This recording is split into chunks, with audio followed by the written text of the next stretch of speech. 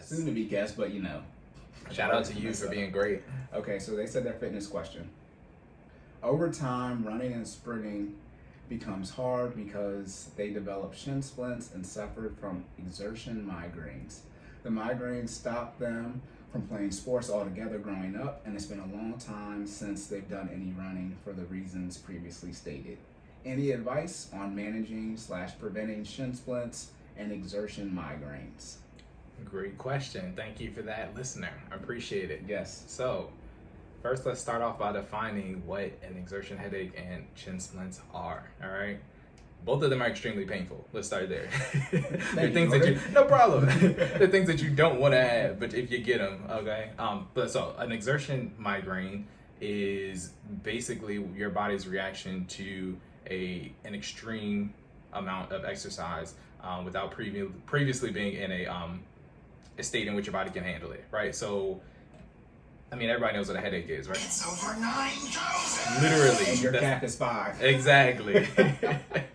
So I'm not going to define a headache. Everybody knows what a headache is. An exertion migraine is literally a headache caused by fitness. Like, let's just keep it simple and call it what it is. All right. If you're not in shape, or you've not started your fitness journey, and you go out and you try to run 5 miles off the jump, you'll probably get an exertion migraine. And it's not just specifically with cardio. It can be with strength training. It can be with sports. It can be in any level of fitness that you're trying to push yourself to that you have not done frequently or previously obtained. You'll more than likely get an exertion migraine. So it's a headache in reaction to an extreme level of fitness. Shin splints are another bodily reaction from an extreme form of fitness. So shin splints can also be defined as tibia medial stress syndrome. So let me make sure I said that right. Tibia medial stress syndrome. So TMSS. All right. So if you Google that, it'll AKA shin splints. All right. And that's your body's reaction to too much force, specifically on your tibia. So for people who don't know where your tibia is, I was about to say, I got you. We don't know where your tibia is. We're talking about the lower front portion of your legs, right? So think about soccer. That place where you usually get kicked at, that's your shin. Your shin guard. Yeah. I mean, you know why you wear them as soon as you get kicked in your shin. Exactly. Getting kicked in your shin hurts. Yeah. Okay. That's right below the elbow. Yeah. Yeah. It's right below the elbow. Wait, what? When you get hit on your elbow. Oh, yeah. Okay. I was like, wait, what? I was like, elbow. Nah, we talking about a whole different ligament, bro. We talking about legs. It's not right below the elbow, but it's below it because your elbow's on your arms. Got you. Cover myself, but yeah, I'm talking about pain. Yeah. So those are your shins. For those who watch UFC, when people do low kicks, they going for the shins. I don't know if y'all seen people. Well, we not going to reference Conor McGregor. But I was about to say, when my man's leg rubber band like that, yeah, his joint snap. When your tibia break, it sideways. He's angling. Yeah. So yeah, shin splints are your body's reaction to too much force on that specific part of your body. Can be caused again from trying to exert more force or at a level of exercise that you're not used to. Commonly caused by plyometric exercises or like explosive exercises. Plyometric exercises, again, gonna make sure I define everything, are like explosive training. So we shout out to the Fit Fam. We do plyometrics in our Monday and Wednesday classes.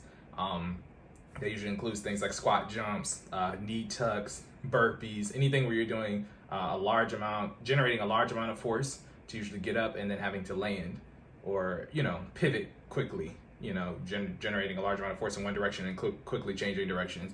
That's considered a plyometric exercise. So large force motions.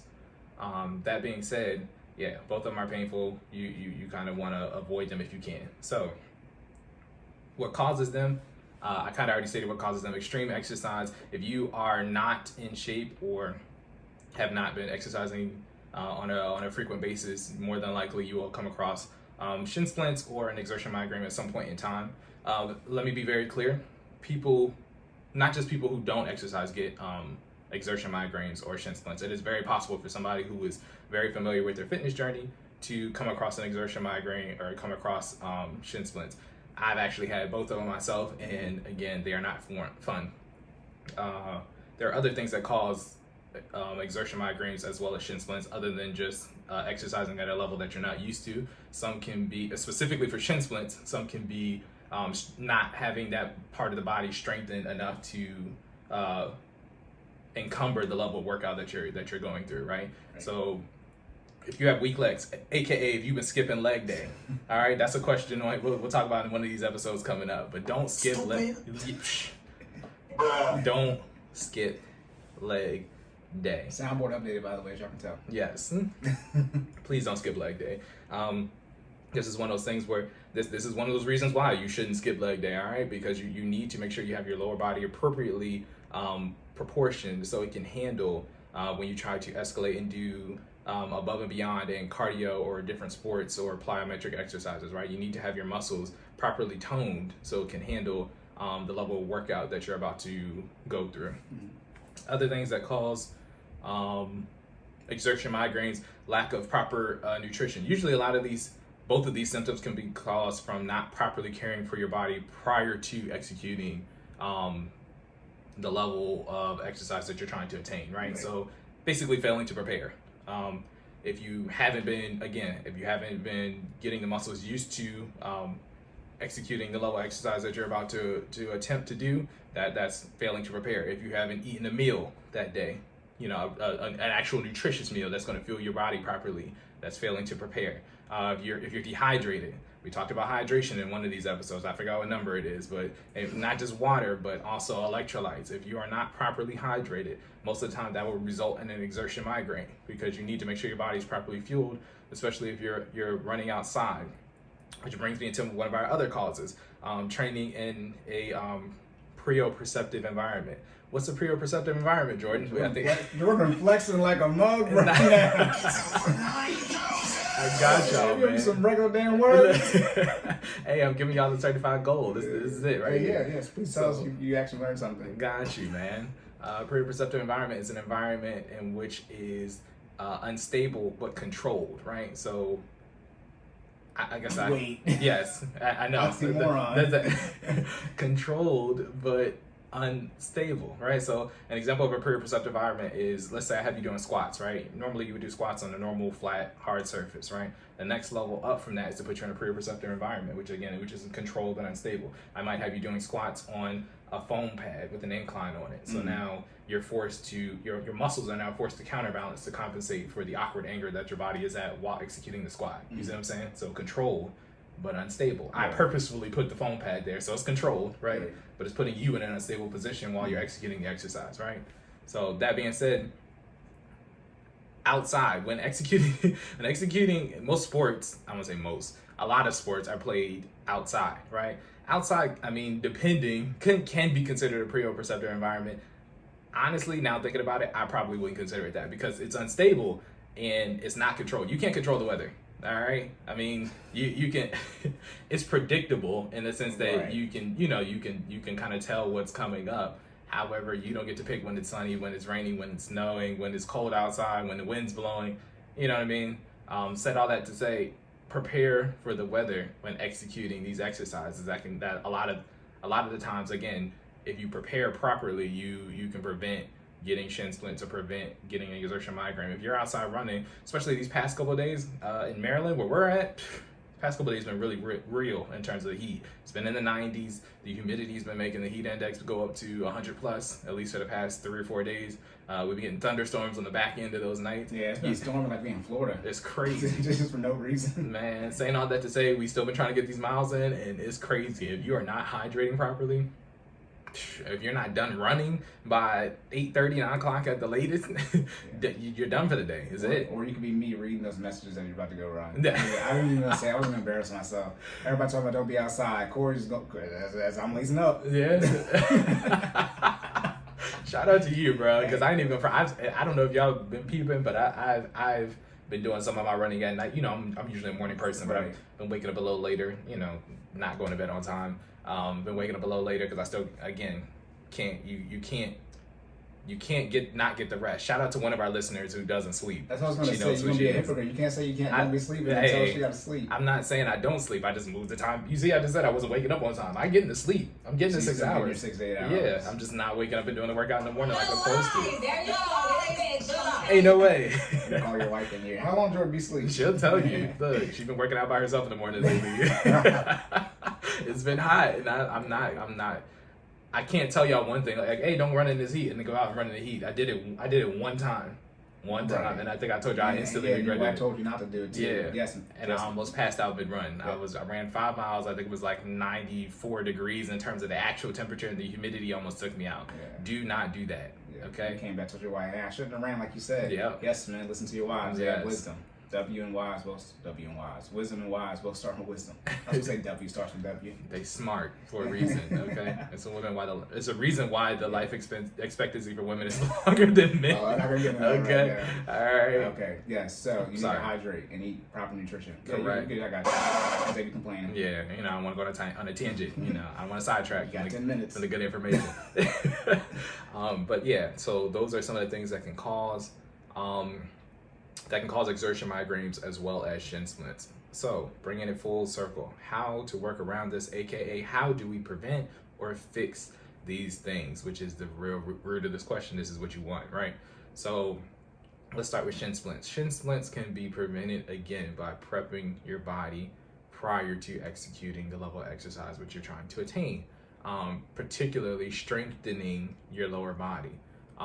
So again, don't skip leg day. If you know you've been having shin splints more frequently, maybe add an additional leg day or some additional leg exercises in. Depends on how you're executing your workouts. I don't know if you're doing split workouts, if you're doing vertical loading, horizontal loading. We're not going to get in all those terms. You know how you're working out. If you're not doing enough leg exercises, do more. Okay. How many should you do?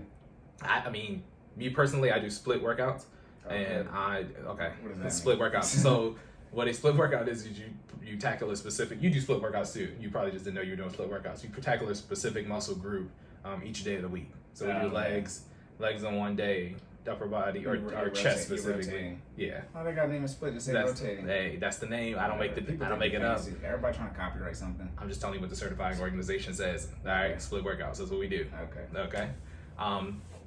That being said, so if you have a leg day and you feel like it's not enough, still frequently getting shin splints, add a secondary leg day on there. Trust me, there's enough leg. Your legs are the biggest muscle group in your body. All right, your lower body is the biggest muscle group in your body. So that being said, it's worthy of 2 separate days. You can split the major leg muscles into a day, and then the minor and synergist leg muscles into another day. So basically, your quads and your glutes, you get those in on one day, and then everything that supports that, you get that in on another. All right, so it's fine to split them apart. That being said, you can strengthen specifically the arch of your foot, which will support you while you're running, because most sports, aka all sports, you need to run, right? Except golf. Yes, except golf. Thank you, Cory, for finding the one sport that you don't need to run in. We took him first in the racial draft. Hey, I'm not mad at it. You got to run in a table ping pong. You seen that? Yeah, listen, they was getting it in the Olympics, but we're not going to tangent. I'm offended. I'm talking about sports you running. I got 8 minutes. Just ripping your arch. Got to make sure I get them the way to fix it, Cory. That's important. This is the problem. Right. Okay, so how do you strengthen the arch in your foot? So again, doing specific exercises to strengthen that arch in your foot. So you can do specific, I guess you could call them like seated calf raises, where you're laying down. You would put a resistance band under the top portion of your toes, usually medium to high resistance, and just flex your foot. So you want to do plantar flexion. So push your toes forward like you're planting towards the ground. Gas pedal. Yes, thank you. Gas pedal on the resistance band, slow and controlled. Usually on like a 2 count. So you want to go down for 2, hold for 2, come up for 2. All right. How many reps and sets? At least 10 to 12. At least 10 to 12 reps. About 3 to 5 sets, depending on how much time you got that day and how frequently you're doing it. But I recommend at least 3 sets. Okay. So you want to make sure you're strengthening the arch in that foot. Other things that prevent shin splints.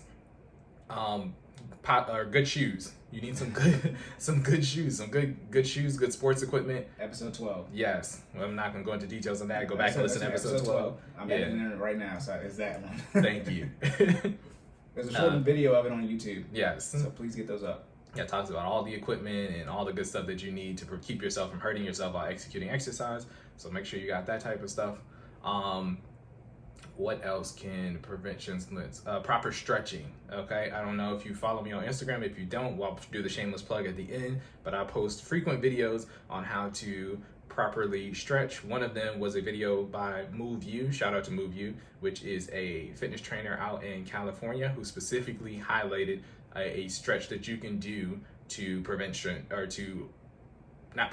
to help heal shin splints. So it's not preventative. It's if you already have them, yes, to help treat shin splints. So check that out. But there are other stretches in addition to that. That's just one specific that I know works really well. And I think that's it specifically for shin splints. Oh, again, preparing. Make sure you're eating the right stuff prior to exercising. So staying hydrated, giving your body the fuel it needs to go forth and be prosperous during your exercise. Moving to exertion migraines. A lot of these are some of the same fixes. So again, properly fueling your body, making sure you're hydrated, getting that water, getting those electrolytes.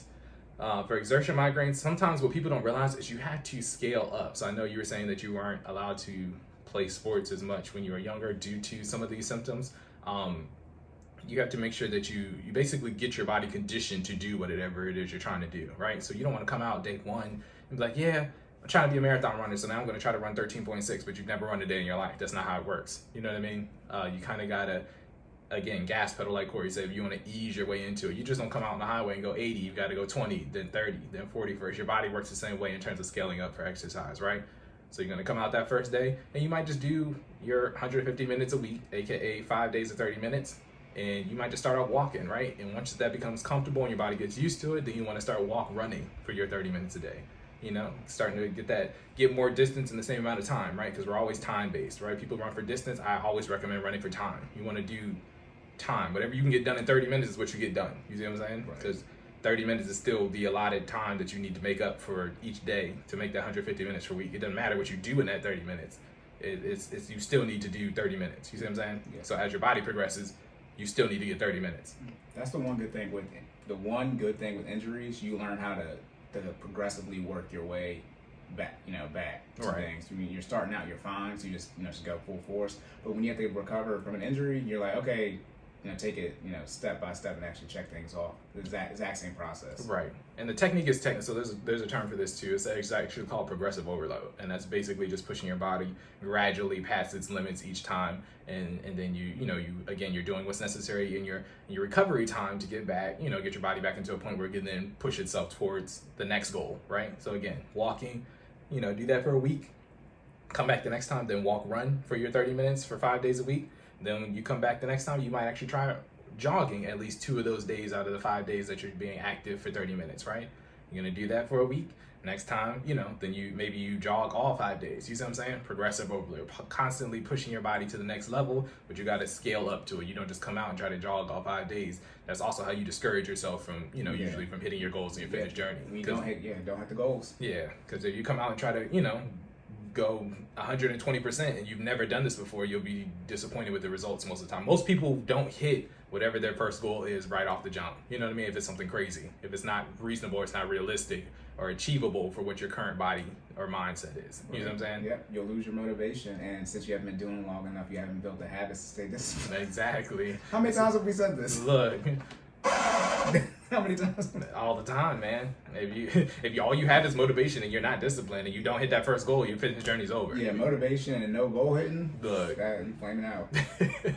So yeah, saying all that to say, gradually scale up. That'll usually relieve the exertion migraines. If you are still getting them, make sure you are executing proper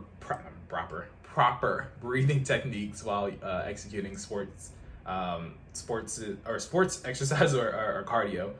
So again, in through your nose, out through your mouth. I tell this to the fit fam all the time. Control your breathing. If you get into the mindset or the process of telling your body how it's going to inhale and exhale air while you're in a stressful situation, it'll become automatic. We can say that from practice. We do it all the time. We do high intensity interval training at least twice a week, sometimes more frequent than that. And our heart rate gets up sometimes between 160 and 180. And in order to maintain the level of fitness that we're executing within the exercise, you have to learn how to control your breathing. It's a must if you want to get to the next level of exercise. So proper breathing techniques. Sometimes those exertion migraines are caused from not getting enough oxygen to the brain. You know what I mean? So you got to make sure you're taking all the air in that you need to be able to continue to function at the level that you're trying to function at, or go to the next level, right? And I believe that's it. Proper recovery. Again, make sure you're resting and recovering in between your workouts and exercises and your sports, and just keep coming back. Consistency is one of the major keys to preventing exertion migraines and shin splints. You want to get your body conditioned to doing it, right? You have to come back, take proper care in between each iteration, but keep doing it, right? You don't want to stop because it's okay to get shin splints one time, recover, do what's necessary to get rid of them, but then come back, strengthen that part of your body, and keep chipping away at it, right? It's your body's way of building up a barrier against it. You got to keep exposing yourself to it. You don't want to do a one and done. That's probably one of the worst things you can do. But yeah, I think that wraps that up.